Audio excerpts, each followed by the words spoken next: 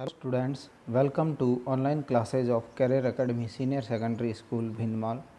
Last class में हमने respiration के general introduction, types of respiration और ह्यूमन रेस्पिरेटरी सिस्टम के रेस्पिरेटरी ट्रैक्ट के बारे में स्टडी किया। आज हम यहाँ पर रेस्पिरेटरी ऑर्गन लंग्स के बारे में स्टडी करेंगे और आफ्टर देन रेस्पिरेशन की जो मैकेनिज्म है उसके बारे में स्टडी करेंगे। अभी हम यहाँ पर अगर बात करें लंग्स की, तो जैसा कि हमने लास्ट क्लास में पढ़ा कि ह्यूमन में 1 पेयर लंग्स जो है ये in the thoracic cavity located होते हैं। लंग्स की बात करें तो ह्यूमन में जो दोनों ही लंग्स है ये शेप एंड साइज में सिमिलर नहीं होते हैं, इनमें कुछ डिससिमिलरिटीज़ भी देखने को मिलती हैं। ये अपना यहाँ पर राइट लंग है और ये है लेफ़्ट लंग। जो राइट वाला लंग है ये लेफ़्ट की कंपेयर में लार्जर होता है साइज़ में, और जो लेफ़्ट वाला है ये कंपेरेटिवली स्मॉलर होता है। नेक्स्ट बात करें इनके हम वेट की, तो जो राइट वाला है इसका वेट अबाउट 625 ग्राम होता है और लेफ़्ट वाले का 575 ग्राम होता है। इसके अलावा बात करें इनमें जो ये राइट लंग है, राइट लंग में 2 सेप्टा प्रेजेंट होते हैं, मीन्स इनमें वॉल होती है सेल की बनी हुई। राइट वाले में 2 सेप्टा, एक हॉरिजॉन्टल और एक ऑब्लिक सेप्टा प्रेजेंट होता है। इस वजह से राइट लंग जो है ये 3 लोब में डिवाइडेड रहता है, बट जो लेफ़्ट वाला लंग है इसमें ओनली ऑब्लिक सेप्टा प्रेजेंट होता है, जिस वजह से इसमें ओनली 2 लोब प्रेजेंट होते हैं। नेक्स्ट बात करें तो बोथ लंग के बिटवीन जो स्पेस होता है इसको हम यहाँ पर मीडिया स्टेनम कहते हैं, और इस मीडिया स्टेनम में थोड़ा सा लेफ़्ट साइड में झुका हुआ यहाँ पर अपना हार्ट प्रेजेंट होता है, और इस हार्ट को स्पेस देने के लिए इस लेफ़्ट वाले लंग में एक नॉच बन जाती है, एक खांच बन जाती है, इसी को कार्डियक नॉच कहा जाता है। नेक्स्ट यहाँ पर देखें तो अपने जो दोनों ही लंग्स हैं ये दोनों 2 कवरिंग से कवर्ड रहते हैं, और इन दोनों ही कवरिंग को हम प्लूरा कहते हैं। जो आउटर लंग की कवरिंग होती है उसको पैराइटल प्लूरा, और लंग की जो इनर कवरिंग है उसको विसरल प्लूरा कहते हैं। इन दोनों ही प्लूरल मेम्ब्रेन के बिटवीन जो स्पेस होता है उसको प्लूरल स्पेस कहा जाता है, और इस स्पेस के अंदर एक फ्लूइड फिल्ड रहता है। इस फ्लूइड को प्लूरल फ्लूइड के नाम से जानते हैं। अब ये जो प्लूरल फ्लूइड है इसका फंक्शन क्या है, कि इसका फंक्शन ये है, देखें, एक तो ये दोनों ही जो प्लूरल मेम्ब्रेन होती है उनके बीच में फ्रिक्शन को प्रिवेंट करता है, उनमें फ्रिक्शन को रोकता है। इसके अलावा जो अपना जो थोरेसिक कैविटी है इस पर अगर बाहर से कोई शॉक लग जाए तो शॉक को डायरेक्टली लंग्स तक पहुंचने से रोकता है ये प्लूरल फ्लूइड। नेक्स्ट बात करें तो लंग्स की जो आउटर कवरिंग होती है मीन्स पैराइटल प्लूरा, ये अपने थोरेसिक वॉल मीन्स अपनी जो बॉडी वॉल होती है, जो रेड कलर से यहाँ पर दिखाई गई ये थोरेसिक वॉल या बॉडी वॉल है। तो जो पैराइटल प्लूरा है ये अपनी बॉडी वॉल से एक फ्लूइड के थ्रू कनेक्टेड रहती है। यहाँ पर इन दोनों के बिटवीन एक फ्लूइड फील्ड रहता है जो इन दोनों को जोड़े रखता है, अटैच रखता है। इस फ्लूइड को पेरिटोनियल फ्लूइड कहते हैं, और ये दोनों आपस में अटैच होने की वजह से ये जो बॉडी वॉल अगर आउटसाइड में मूव करेगी तो नेगेटिव प्रेशर की वजह में खींचे जाने के कारण ये जो पैराइटल प्लूरा है अपने लंग की वॉल ये भी इसके पीछे पीछे जो है वो आउटसाइड में मूव करेगी। कहने का मतलब ये है कि जो चेंज हम अपने थोरेसिक कैविटी के वॉल्यूम में करेंगे वो चेंज लंग्स के वॉल्यूम में भी रिफ्लेक्टेड होता है। हम अपने लंग्स का वॉल्यूम जो है वो डायरेक्टली चेंज नहीं कर सकते हैं। नेक्स्ट देखें यहाँ पर ये यहाँ पर अपने लंग्स के नोट्स लिखे हुए हैं, और उसके बाद ये पाथ ऑफ एयर के बारे में दिया हुआ है। एयर के पाथ की बात करें तो सबसे पहले एयर अपने बॉडी में एक्सटर्नल नेरिस मीन्स नोज़ के जो आउटर पोर होते हैं वहाँ से एंटर करेगी, नेजल कैविटी, फिर इनर जो नेरिस है, फिर pharynx, लैरिंग्स, trachea, primary bronchi, secondary bronchi, tertiary bronchi, terminal bronchiole, respiratory bronchiole, alveolar duct, atria और एल्वियोलाई। इसके अलावा अपने जो बोथ लंग्स है उनमें मिला करके 300 to 480 मिलियन जो एल्वियोलाई है वो प्रेजेंट होती हैं। एल्वियोलाई का शेप जो है वो कप लाइक होता है, इसका डायमीटर जो है वो 0.2 मिलीमीटर होता है। इसके अलावा हमने पढ़ा था कि एल्वियोलाई जो होती है उसकी वॉल में ब्लड वेसल जो होती है, ब्लड कैपिलरी, उनका नेटवर्क होता है। ये एक ब्लड कैपिलरी है और एल्वियोलाई और इस ब्लड कैपिलरी के अंदर जो ब्लड है इनके बिटवीन क्या होता है, गैसेज का एक्सचेंज होता है, O2 और CO2 का। और ये जो लेयर होती है जहाँ से गैसेज एक्सचेंज होता है, इसकी जो थिकनेस होती है वो 0.2 माइक्रोमीटर से भी कम होती हैं। और इतनी थिन जो लेयर है, इस वजह से ही यहाँ से गैसेज एक्सचेंज जो है वो इजीली हो पाता है।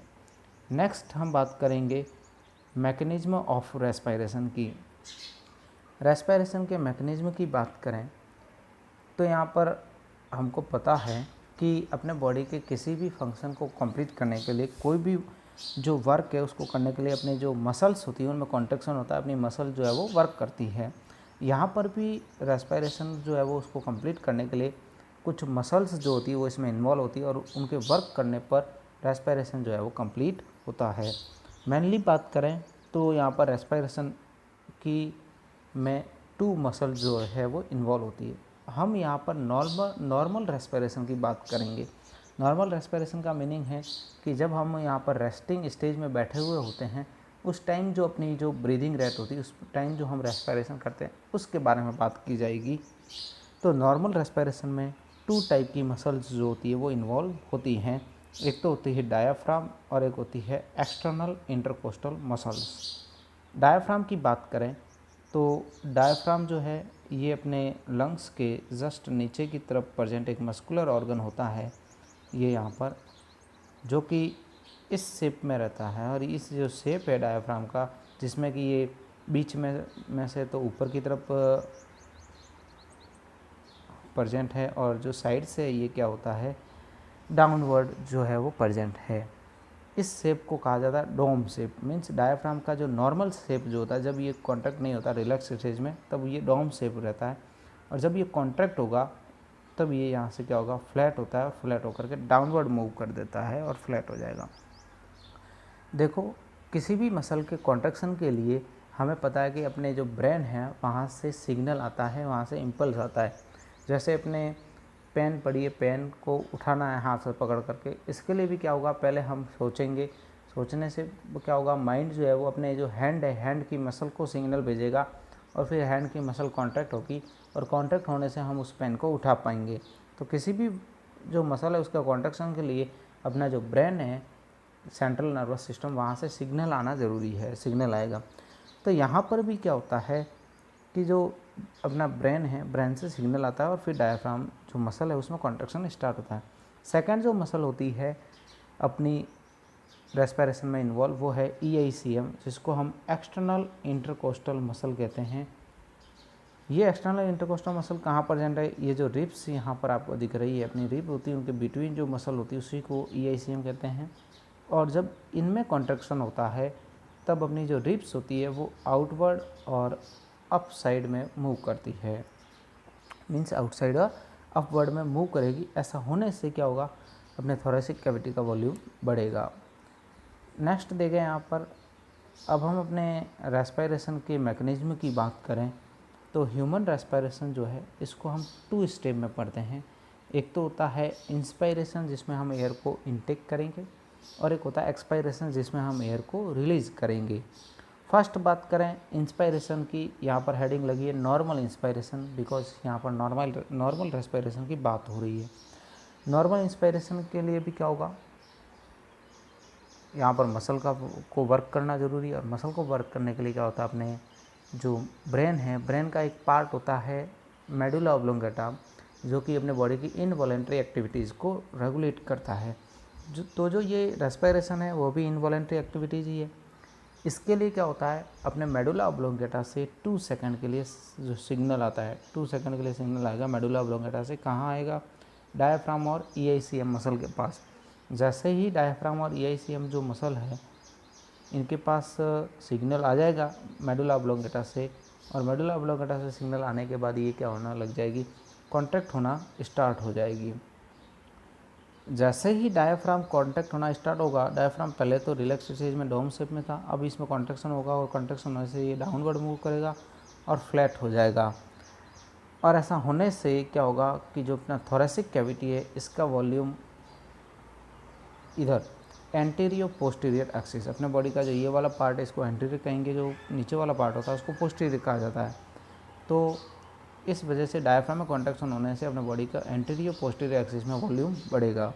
नेक्स्ट बात करें हम अपने EICM की, तो EICM में कॉन्ट्रैक्शन होने से अपनी जो रिब है वो आउटसाइड और अपवर्ड मूव करेगी, और ऐसा होने से अपने जो थोरेसिक कैविटी है इसका वॉल्यूम जो है वो डॉर्सो वेंट्रल एक्सिस में बढ़ेगा। अपने बॉडी का जो बैक साइड होता है उसको डॉर्सल साइड कहते हैं, और जो आगे वाली साइड होती है उसको कहा जाता है वेंट्रल साइड। तो डॉर्सो वेंट्रल साइड में बढ़ेगा। ओवरऑल क्या होगा, इन दोनों ही मसल में कॉन्ट्रैक्शन होने से अपने थोरेसिक कैविटी का वॉल्यूम जो है वो बढ़ेगा। और हमें पता है कि थोरेसिक कैविटी का वॉल्यूम बढ़ेगा तो लंग्स का वॉल्यूम भी बढ़ेगा। और हमें ये भी पता है कि जो वॉल्यूम और जो प्रेशर होता है वो एक दूसरे के इन्वर्स होता है। तो अगर वॉल्यूम बड़ा है मीन्स यहाँ पर क्या हो जाएगा, प्रेशर कम। तो लंग्स के अंदर एयर का प्रेशर कम हो गया है, और प्रेशर अगर यहाँ पर लो है, लो प्रेशर एयर का, और एयर जो है उसका प्रेशर इन्वायरमेंट में, ये बाहर आउटसाइड एनवायरनमेंट है, यहाँ पर एयर का प्रेशर हाई है। और एयर तो हमें पता है कि high pressure to low pressure move करती है, इसलिए एयर जो है वो आउटसाइड टू लंग्स जो है वो अपने आप ही क्या हो जाएगी, खींची चली जाती है, पुल कर दी जाती है। इस तरीके से इंस्पायरेशन जो है वो कंप्लीट होता है। और यहाँ पर इंस्पायरेशन जो है एक एक्टिव प्रोसेस होता है, बिकॉज यहाँ पर मसल वर्क करती है और मसल्स के वर्क करने के लिए एनर्जी की रिक्वायरमेंट होती है। नेक्स्ट हम बात करें यहाँ पर एक्सपायरेशन की, नॉर्मल एक्सपायरेशन की। तो जो नॉर्मल एक्सपायरेशन होता है वो 3 सेकंड में कंप्लीट होता है। पहले इंस्पायरेशन हुआ तब मेडुला ऑब्लोंगेटा से 2 सेकंड के लिए सिग्नल आया, मसल में कॉन्ट्रैक्शन हुआ, और उसके बाद मेडुला ऑब्लोंगेटा से 3 सेकंड के लिए कोई सिग्नल नहीं आता है।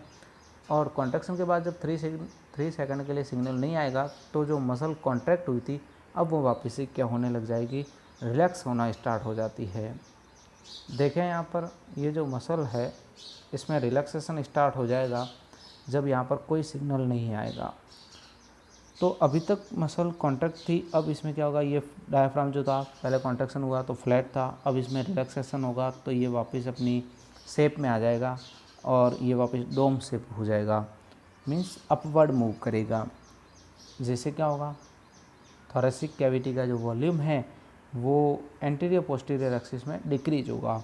इसके अलावा जो EICM मसल है उसमें भी वापस रिलैक्सेशन होगा, वो भी रिलैक्स होगी। तो जो रिब अप साइड में और आउटवर्ड मूव की थी वो वापस डाउन साइड और इनवर्ड मूव करेगी।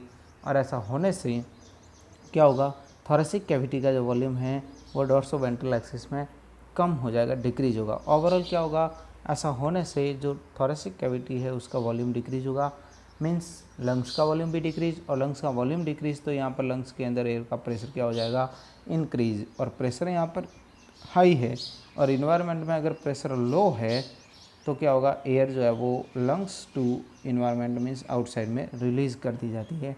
इस तरीके से जो एक्सपायरेशन है वो कंप्लीट होगा। और यहाँ पर एक्सपायरेशन में हमने देखा कि यहाँ पर किसी भी जो मसल है उसमें कॉन्ट्रैक्शन नहीं हो रहा, मतलब मसल को वर्क नहीं करना पड़ रहा है। और मसल जब वर्क नहीं करती मीन्स यहाँ पर किसी भी एनर्जी का यूज नहीं किया है, इसलिए जो एक्सपायरेशन होता है वो एक पैसिव प्रोसेस होता है। ये हो गया यहाँ पर मैकेनिज्म ऑफ रेस्पिरेशन के बारे में। नेक्स्ट हम बात करेंगे रेस्पिरेटरी वॉल्यूम की नेक्स्ट क्लास में। Thank you.